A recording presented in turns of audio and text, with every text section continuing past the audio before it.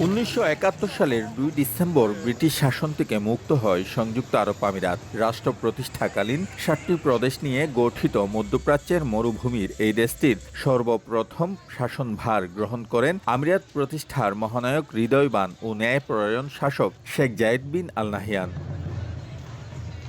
প্রতি বছর ২ ডিসেম্বর জাতীয় দিবস হিসেবে পালন করে দেশটি। এবারও তার ব্যতিক্রম হয়নি। প্রতিটি বাড়িতে জাতীয় পতাকা উত্তোলন করা হয়েছে, দামি দামি গাড়িগুলো মোড়ানো হয়েছে পতাকায়। জাতীয় দিবসে তারা এই জাতি, ধর্ম, বর্ণ, প্রবাসী এবং তাদের নিজস্ব নাগরিক সবাই মিলে একসাথে এই জাতীয় দিবস উদযাপন করে। 4 দিনের ছুটি ঘোষণা করেছেন এই নানান উদ্যোগ, নানা আয়োজনের মাধ্যমে। দেশটির কারাগার থেকে ৫,৫০০ বন্দীকে এবার মুক্তি দেয়া হয়েছে।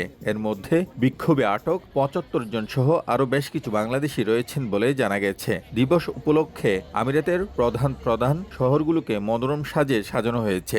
4 দিন ব্যাপী বুর্জ আল খলিফা এবং বুর্জ আল আরব সহ একাধিক স্থাপনায় আতশবাজির উৎসব সহ দেশটির ইতিহাস, ঐতিহ্য নিয়ে থাকছে নানা আয়োজন। অত্যন্ত আনন্দের সহিত আমরা বাঙালি কমিউনিটি যারা আছে এখানে, যারা ব্যবসা বাণিজ্য করি, আমাদেরকে যোগে যোগে আরব আমিরাতে অত্যন্ত সুযোগ সুবিধা এবং ফ্যাসিলিটি দিয়ে যাচ্ছে। স্বাধীন দেশের মতন ঘুরতেছি, এনজয় করতেছি।